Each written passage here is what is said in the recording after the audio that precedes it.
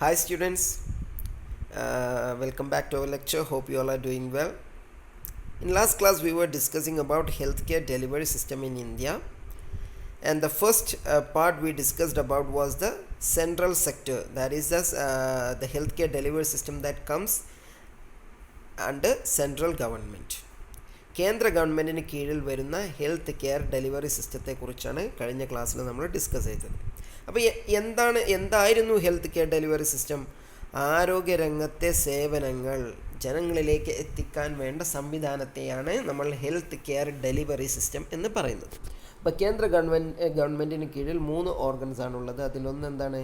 Ministry of health and family welfare, ആരോഗ്യ മന്ത്രാലയം. രണ്ടാമത്തേത് directorate general of health service.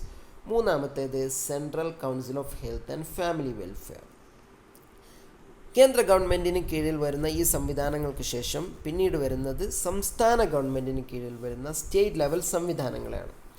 State level സംവിധാനങ്ങൾ പ്രകടമായിട്ട് വളരെ കുറവാണുള്ളത്. അഥവാ എല്ലാ സംസ്ഥാനങ്ങൾക്കും ആരോഗ്യമന്ത്രിമാരുണ്ടാകും. കേരളത്തിൻ്റേത് അത് ശൈലജ ടീച്ചറാണ്. രണ്ടാമത് എല്ലാ സംസ്ഥാനങ്ങൾക്കും സ്റ്റേറ്റ് ഹെൽത്ത് ഡയറക്ടർ ഉണ്ടാകും. ഇന്ന് കേരളത്തിൽ ഇപ്പോഴത്തെ ഡയറക്ടർ ഡോക്ടർ സരിത ആർ.എൽ. ആണ്. അപ്പോൾ ഇത്തരത്തിലുള്ള 2 സംവിധാനങ്ങളാണ് സംസ്ഥാന തലത്തിൽ എന്ന് പറയാൻ മാത്രമുള്ളത്. തുടർന്ന് സംസ്ഥാന ഗവൺമെൻറ്റിന് കീഴിൽ തന്നെ വില്ലേജുകളിലും മുനിസിപ്പാലിറ്റികളിലും പഞ്ചായത്തുകളിലും താലൂക്കുകളിലുമായിട്ട് ഒരുപാട് പദ്ധതികൾ വരുന്നുണ്ട്. അത് കേന്ദ്ര ഗവൺമെൻറ് നടപ്പാക്കുന്ന പദ്ധതികളുമുണ്ട്, സംസ്ഥാനങ്ങൾ അവരുടെ താല്പര്യപ്രകാരം നടപ്പിലാക്കുന്ന പദ്ധതികളുമുണ്ട്. അപ്പോൾ ലോക്കൽ ലെവലിൽ ഇത്തരത്തിലുള്ള ഡെലിവറി സിസ്റ്റം എങ്ങനെയാണെന്ന് നോക്കാം. So we are going into the delivery system in India at the local level or at the base level. The following schemes are in operation to implement primary health care at the village level. ഒരുപാട് സ്കീമുകളുണ്ട് village ലെവലിൽ നടപ്പിലാക്കിയ. ആ സ്കീമുകൾ ഏതൊക്കെയാണെന്ന് നമുക്ക് നോക്കാം. The first scheme is village health guide scheme. എന്താണ് village health guide scheme? It was introduced on 2 October 1977. 1977 October 2 അത് ഇൻട്രൊഡ്യൂസ് ചെയ്തത്. With the idea of securing people's participation in the care of their own health. ജനങ്ങൾക്ക് അവരുടെ തന്നെ ആരോഗ്യം സംരക്ഷിക്കുന്നതിൽ അവരുടെ പങ്ക് കൂടി വരുത്തുക എന്ന ഐഡിയ വെച്ചാണ് ഈ സ്കീം തുടങ്ങിയത്. So who is A village health guide? Village health guide എന്നത് ഒരു വ്യക്തിയാണ്. ആ വ്യക്തി എന്താണ്? With an aptitude four social service. ആ വ്യക്തിക്ക് സാമൂഹിക സേവനത്തിനുള്ള ഒരു താല്പര്യം ഉള്ള ഒരു വ്യക്തിയായിരിക്കണം. ആൻഡ് അല്ലെങ്കിൽ അവൾക്ക് ഗവൺമെൻറ് അതിൻ്റേതായ സാലറി കൊടുക്കും. But he is not a full time government functionary. പക്ഷേ ആ വ്യക്തി എന്തായിരിക്കില്ല? ഒരു സമയ ഗവൺമെൻറ് ഉദ്യോഗസ്ഥൻ ആയിരിക്കില്ല. They serve as links between the community and government infrastructure. ഒരു കമ്മ്യൂണിറ്റിയും ഒരു കൂട്ടം ജനങ്ങളും ഗവൺമെൻറ് ഇൻഫ്രാസ്ട്രക്ചർ എന്ന് പറഞ്ഞാൽ ഗവൺമെൻറ് ഹോസ്പിറ്റലുകൾ, ഗവൺമെൻറ് PHC, CHC തുടങ്ങിയ സംവിധാനങ്ങൾ. അപ്പോൾ ഇവരും ജനങ്ങളും ഗവൺമെൻറ്റിൻ്റെ ഹെൽത്ത് കെയർ സംവിധാനങ്ങൾക്കും ഇടയിലുള്ള ഒരു ലിങ്കാണ്, രണ്ടിനെയും പരസ്പരം ബന്ധിപ്പിക്കുന്ന ഒരു ലിങ്കാണ് വില്ലേജ് ഹെൽത്ത് ഗൈഡ് എന്ന് പറയുന്നത്. ദേ provide the first contact between the individual and health system. ഒരു നാട്ടിലൊരു വ്യക്തിക്ക് ആരോഗ്യരംഗവുമായി ബന്ധപ്പെടണമെങ്കിൽ ഇവർ മുഖേനയാണ് ബന്ധപ്പെടാൻ എളുപ്പം. അല്ലെങ്കിൽ പൊതുവെ നമുക്കറിയാം, ഗ്രാമപ്രദേശത്തുള്ള നാട്ടുകാർക്ക് കമ്മ്യൂണിക്കേഷൻ സ്കിൽസ് വളരെ കുറവായിരിക്കും, അല്ലെങ്കിൽ സംവിധാനങ്ങളെക്കുറിച്ചുള്ള അറിവ് ഉണ്ടായിരിക്കുകയില്ല. അപ്പോൾ ആരോഗ്യരംഗത്തെ ഇത്തരം കാര്യങ്ങൾക്ക് ജനങ്ങളെ എത്രയും പെട്ടെന്ന് ഗവൺമെൻറ് സംവിധാനങ്ങളിലേക്ക് എത്തിക്കാൻ, ജനങ്ങൾക്ക് ആരോഗ്യപരമായ അവരുടെ ആവശ്യങ്ങൾ, വേവലാതികൾ അറിയിക്കാനുള്ള ഒരു വ്യക്തിയാണ് വില്ലേജ് ഹെൽത്ത് ഗൈഡ്. അത് നടപ്പിലാക്കുന്ന പദ്ധതിയാണ് വില്ലേജ് ഹെൽത്ത് ഗൈഡ് സ്കീം. രണ്ടാമത്തെ പദ്ധതി അക്രഡിറ്റഡ് സോഷ്യൽ ഹെൽത്ത് ആക്ടിവിസ്റ്റ്. അത് മറ്റൊരു പേരിൽ പറഞ്ഞാൽ നിങ്ങൾക്ക് എളുപ്പം മനസ്സിലാകും, ആശാ വർക്കർ. ഓക്കെ, ആശ എന്നതിൻ്റെ പൂർണ്ണ രൂപമാണ് accredited social health activity. So let's look what it is. One of the key components of the National Rural Health Mission is to provide every village in the country with a trained female community health activist, ASHA. ഈ ആശ എന്ന scheme ഏതിന് കീഴിൽ വരുന്നതാണ്? National rural health mission. അതിന് കീഴിൽ എന്താണ് വരുന്നത്? രാജ്യത്തെ എല്ലാ വില്ലേജുകളിലേക്കും ഒരു ട്രെയിൻ ചെയ്ത ഒരു ഫീമെയിൽ കമ്മ്യൂണിറ്റി ഹെൽത്ത് ആക്ടിവിസ്റ്റ്, അഥവാ എന്താണ്, നല്ല ട്രെയിനിങ് ലഭിച്ച ഒരു സ്ത്രീ. എന്തിൽ ട്രെയിനിങ് ലഭിച്ച? കമ്മ്യൂണിറ്റി ഹെൽത്ത് കെയർ, അഥവാ ആ നാട്ടിലെ ജനങ്ങളുടെ ആരോഗ്യപരമായ കാര്യങ്ങൾ ശ്രദ്ധിക്കാൻ ട്രെയിനിങ് ലഭിച്ച ഒരു വനിത. അവനാണ് നമ്മൾ ആശാ വർക്കർ എന്ന് വിളിക്കുന്നത്. ഇത് ഏത് പദ്ധതിക്ക് കീഴിലുള്ളതാണ്? National rural health mission. The ASHA will be trained to work as an interface between the community and the public health system. നേരത്തെ നമ്മൾ വില്ലേജ് ഹെൽത്ത് ഗൈഡിൽ പറഞ്ഞതുപോലെ തന്നെ ആശാ വർക്കറിൻ്റെ ഉത്തരവാദിത്തം എന്താണ്?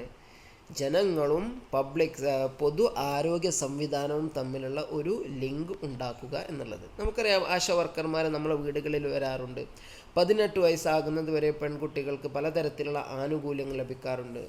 നുറുക്ക് ഗോതമ്പ്, അതുപോലെ തന്നെയുള്ള മറ്റ് ചെറുപയർ തുടങ്ങിയ സാധനങ്ങളൊക്കെ പെൺകുട്ടികൾക്കായിട്ട് വീട്ടിൽ ലഭിക്കാറുണ്ട്. ഗർഭിണിയായ സ്ത്രീകളുണ്ടെങ്കിൽ അവർക്കുള്ള സേവനങ്ങൾ ലഭിക്കാറുണ്ട്. ഇത്തരത്തിൽ തുടങ്ങിയവയൊക്കെ എന്തിന് കീഴിൽ വരുന്നതാണ്? അഥവാ ആശാ വർക്കർമാർ ചെയ്യുന്ന ഈ പ്രവർത്തനങ്ങളൊക്കെ നാഷണൽ റൂറൽ ഹെൽത്ത് മിഷന് കീഴിൽ വരുന്നതാണ്. മൂന്നാമത്തേത് integrated child development service, ICDS scheme.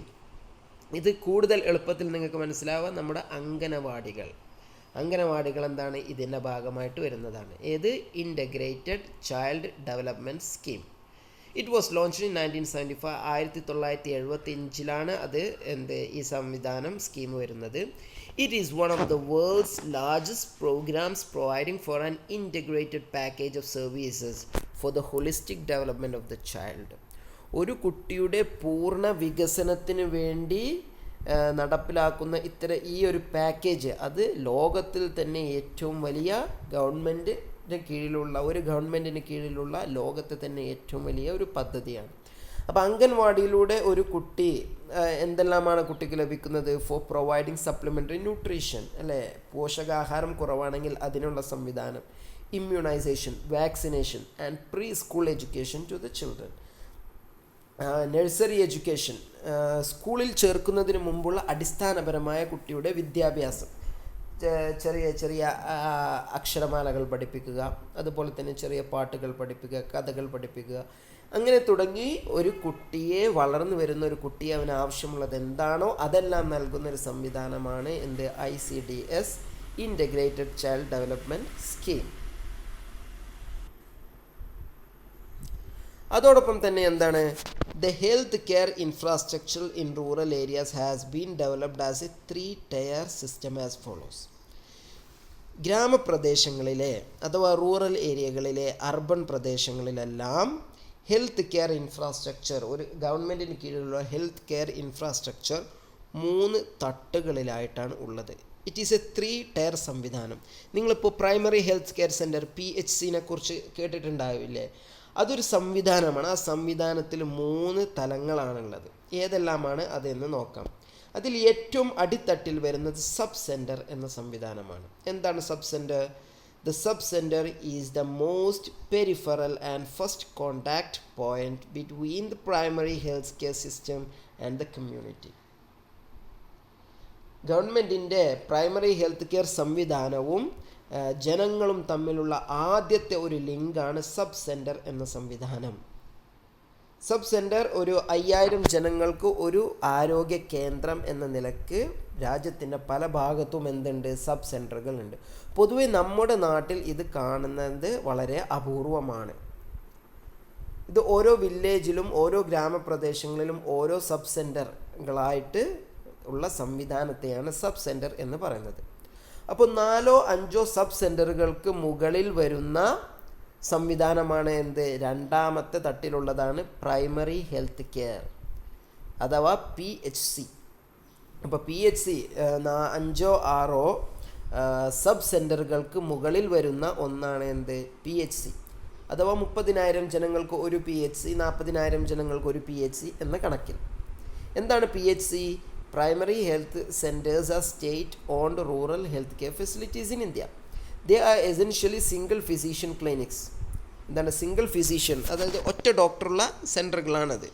Usually with facilities for minor surgeries too, ചെറിയ ചെറിയ സർജറികൾക്കും അവിടെ എന്ത് സംവിധാനം ഉണ്ടായിരിക്കണം. Presently there are 23,670 PHCs in India. 23,673 PHCകളാണ് ഇപ്പോൾ ഇന്ത്യയിലുള്ളത്. A referral unit for 6 sub centres, 4 to 6 bedded, manned with a medical officer in charge and 14 subordinate paramedical staff. അപ്പോൾ എന്താണ് PHC?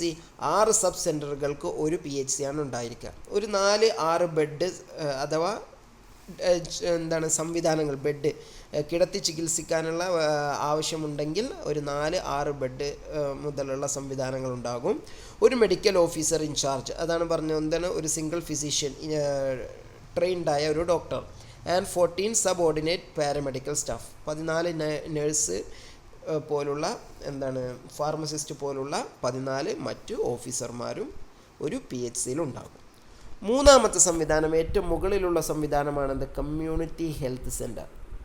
ഈ കമ്മ്യൂണിറ്റി ഹെൽത്ത് സെൻറ്റർ എന്ന് പറഞ്ഞാൽ നമ്മുടെ നാട്ടിലുള്ള ബ്ലോക്ക് ഹോസ്പിറ്റൽ അല്ലെങ്കിൽ ജില്ലാ ആശുപത്രിയൊക്കെ ഇതിൻ്റെ ഭാഗമായിട്ട് വരുന്നതാണ്. Community health centre CHC. A 30-bedded hospital referral unit for 4 PHC with specialized services. ഒരു CHC എന്താണ് കമ്മ്യൂണിറ്റി ഹെൽത്ത് സെൻറ്ററിൽ എന്തെല്ലാം സംവിധാനം ആണ് ഉണ്ടായിരിക്കുക? 30 ബെഡുള്ള ഒരു ഹോസ്പിറ്റലായിരിക്കും അത്. ഒരു 4 PHCക്ക് ഒരു CHC എന്നതാണ് കണക്ക്. 4 പ്രൈമറി ഹെൽത്ത് കെയർ സെൻറ്ററിന് ഒരു കമ്മ്യൂണിറ്റി ഹെൽത്ത് കെയർ സെൻറ്റർ എന്നതാണ് കണക്ക്. A CHC is required to be manned by 4 medical specialist. 4 specialist ഡോക്ടർമാർ അവിടെ ഉണ്ടായിരിക്കും. ഒന്ന് സർജൻ, മറ്റൊന്ന് ഫിസിഷ്യൻ, മൂന്നാമത്തത് ഗൈനക്കോളജിസ്റ്റ്, നാലാമത്തത് പീഡിയാട്രീഷ്യൻ. അപ്പോൾ ഇത്തരത്തിലുള്ള സംവിധാനങ്ങളാണ് ഹെൽത്ത് കെയർ ഡെലിവറി സിസ്റ്റമാണ് ഇന്ത്യയിൽ മൊത്തത്തിലുള്ളത്. പലപ്പോഴായിട്ട് പല സംവിധാനങ്ങളും ഇന്ത്യയിൽ കാണാൻ സാധിക്കില്ല. അപ്പം നമ്മുടെ പ്രദേശത്ത് ഏതാണ് CHC എന്ന് ചോദിച്ചാൽ ചിലപ്പോൾ കാണിച്ചു കൊടുക്കാൻ നമുക്ക് ഉണ്ടായിക്കൊള്ളണമെന്നില്ല. ഏതാണ് നമ്മുടെ പ്രദേശത്ത് സബ് സെൻറ്റർ എന്ന് ചോദിച്ചാൽ ചിലപ്പോൾ കാണിച്ചു കൊടുക്കാൻ നമുക്ക് ഉണ്ടായിക്കൊള്ളണമെന്നില്ല. അതിൻ്റെ കാരണം എന്താണെന്ന് ചോദിച്ചാൽ ഈ നിയമങ്ങളൊക്കെ, ഈ സംവിധാനങ്ങളൊക്കെ നടപ്പിലാക്കുന്നിടത്ത് വരുന്ന പാളിച്ചകളാണ്, അല്ലെങ്കിൽ പൂർണ്ണമായിട്ട് നടപ്പിലാക്കിയിട്ടില്ല എന്നുള്ളതാണ്. അപ്പോൾ നിങ്ങൾക്ക് ഇതൊക്കെ ക്ലിയർ ആയിട്ടുണ്ടാകുമെന്ന് വിചാരിക്കുന്നു. ഡൗട്ട്സ് ഉണ്ടെങ്കിൽ നിങ്ങൾ ക്ലാരിഫൈ ചെയ്യുക. Okay, bye, see in the next class.